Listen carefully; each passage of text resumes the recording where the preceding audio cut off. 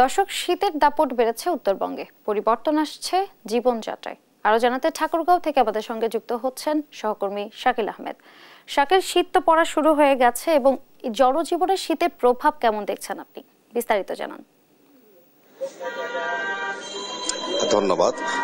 উত্তরের জেলা ঠাকুরগাঁও হওয়ার কারণে এই জেলায় প্রতি বছরের মতো এবারও শীতের আগেভাগে শুরু হয়েছে। আমরা লক্ষ্য করছি এবার অক্টোবরের মাঝামাঝি থেকেই ঠাকুরগাঁয়ে শীত পড়া শুরু হয়েছে এবং যত সময় বৃদ্ধি পাচ্ছে এখানে শীতের তীব্রতা ততই বাড়ছে। আমরা এটা লক্ষ্য করেছি যে রাত যত গভীর হচ্ছে এখানে ঘন কুয়াশা বাড়ছে এবং এই শীতের কারণে ছিন্নমূলের মানুষরা কষ্ট ভোগ করছেন।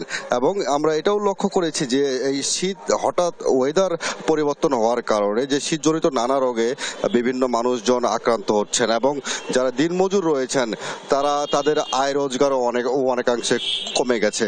এবং এখানে আমার সঙ্গে আছে স্থানীয় দু একজন মানুষ, একটু আমরা কথা বলি যে ঠাকুরগাঁয়ের শীতটা কেমন মনে হচ্ছে এবার?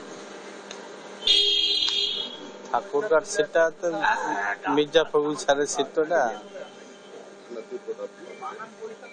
ভালোই আছে।